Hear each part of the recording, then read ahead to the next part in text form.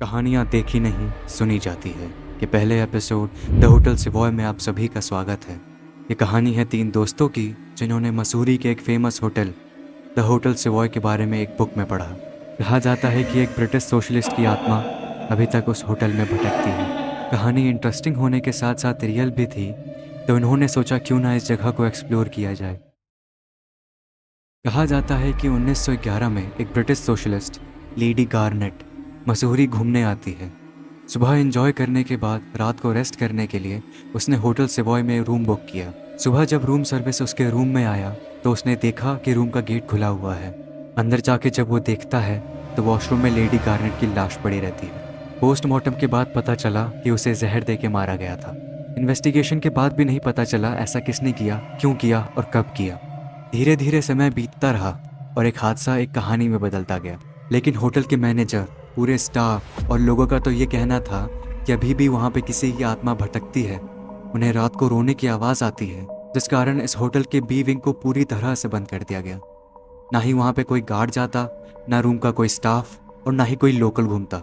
ये सब जानने के बाद राहुल, रवि और सुमित ने फटाफट मसूरी के लिए टिकट बुक किया और तुरंत वहाँ के लिए रवाना हो गए। पूरा दिन एंजॉय करने के बाद रात को सबसे छुपते छुपाते चुपचाप वो निकल जाते हैं बी विंग की तरफ। सिक्योरिटी ना होने के कारण वो लोग आराम से अंदर चले जाते हैं। अंदर जाते ही राहुल को याद आता है कि लेडी की लाश रूम 303 में मिली थी।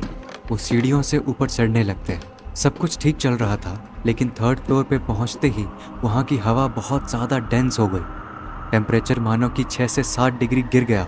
इतनी गर्मी में भी उन्हें बहुत ज़्यादा ठंड लग रही थी।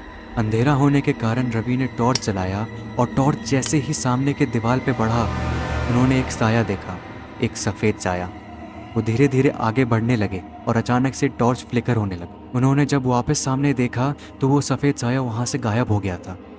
सुमित की हालत बहुत ज़्यादा ख़राब हो गई। उसने कहा कि मैं यहाँ से जा रहा हूँ और तुम भी आ जाओ मेरे साथ। आगे जाने का कोई फ़ायदा नहीं है, आगे जाएंगे तो हम अपनी जान गंवाएंगे।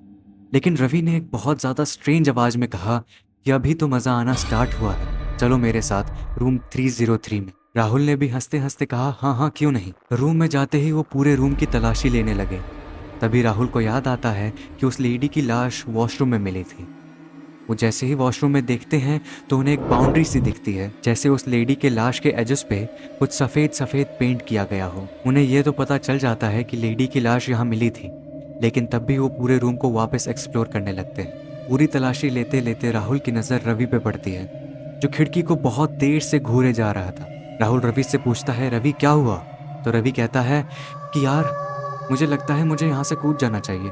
मैंने आज तक किसी के लिए कुछ नहीं किया, ना खुद के लिए, ना पेरेंट्स के लिए, ना दोस्तों के लिए। अचानक से रवि के दिमाग में बहुत ज़्यादा नेगेटिव थॉट्स आने लगते हैं। वो अपनी जान को लेने की कोशिश करता है। वो चाहता है कि बस इस खिड़की से कूद जाए, और जैसे ही वो खिड़की पर चढ़ता है तभी राहुल और सुमित उसे पीछे से पकड़ लेते हैं। लेकिन रवि में न जाने कैसी ताकत आ गई थी, वो इन दोनों को खींच के खिड़की के पास ले जाता है। किसी तरह राहुल और सुमित उसे पकड़ के रखते हैं। तभी पीछे से आवाज़ आती है कौन है वहाँ पे, क्या हो रहा है यहाँ पे? सुमित राहुल से कहता है राहुल भाई तू जाके देख, मैं तब तक इसको संभालता हूँ और हो सके तो मदद लेके आना। राहुल भाग के जाता है और बहुत देर हो जाती है, राहुल वापस नहीं आता है। रवि भी आउट ऑफ कंट्रोल हो रहा था और रवि ने अचानक से सुमित का हाथ झटका और खिड़की पर चढ़ गया। सुमित जब तक कुछ कर पाता, रवि वहां से कूद गया था। नीचे गिरते ही उसकी मौत हो गई। सुमित ये सब देख के बहुत ज़्यादा डर गया था। वो ये सब बिलीव ही नहीं कर पा रहा था कि उसके सामने ही उसके दोस्त की मौत हो गई। वो पीछे हटा और वहां से भागने की कोशिश की। इसी तरह वो होटल से बाहर भाग जाता है। तभी सामने उसे कुछ लोकल्स दिखते हैं।